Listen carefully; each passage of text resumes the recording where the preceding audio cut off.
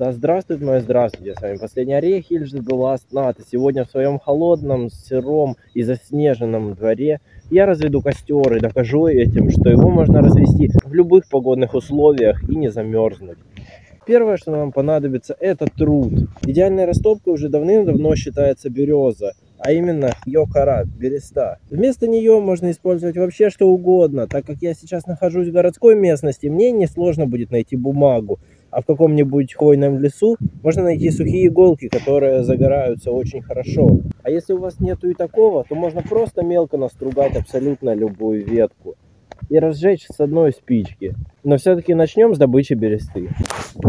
Достаем нож. А дальше все совершенно легко. Делаем 4 движения, точнее 5. Раз, два, три, 4. Теперь это дело мы поддеваем. Вот с этим уже можно развести костер. Хотя желательно отделить от березы кусочек побольше. Вот так выглядит место, где бересту уже сняли через полгода. То есть дерево само себя лечит, поэтому сильного вреда природе мы не несем. Вот такое небольшое количество бересты у меня получилось. Теперь ложим это все в шапку и одеваем на голову. Ведь там просушится даже самый влажный труд. Ведь от головы идет очень большое количество энергии. Следующим этапом я беру и раскалываю палочки на совсем маленькие щепки, для того, чтобы на них перешел огонь с бересты. А дальше строгаем щепки все больше и больше, для того, чтобы костер тоже вставал больше и больше. Ветки, естественно, нужно брать не сырые, как можно суше. Вот такое количество щепок у меня получилось. Этого, я считаю, мне должно хватить для того, чтобы развести совсем маленький огонек, а в него уже подкидывать дрова побольше.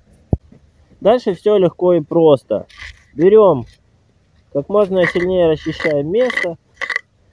Желательно застелить еще поверхность, почву чем-то деревянным, какой-то корой, для того, чтобы костер опять же разгорался как можно лучше, чтобы сырость не шла из земли.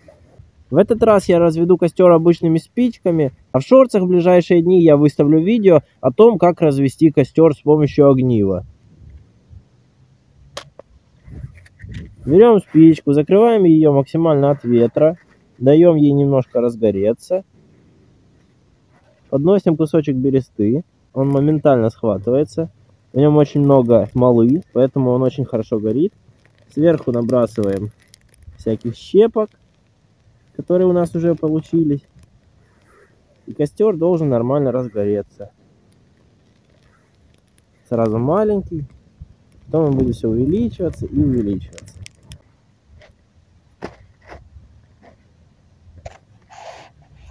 Хочу дать вам несколько полезных советов, но перед этим напомню, что в любом деле самое главное – это практика и опыт. Я не смогу рассказать, как развести костер за одно видео, а вы не сможете научиться разводить его за один раз.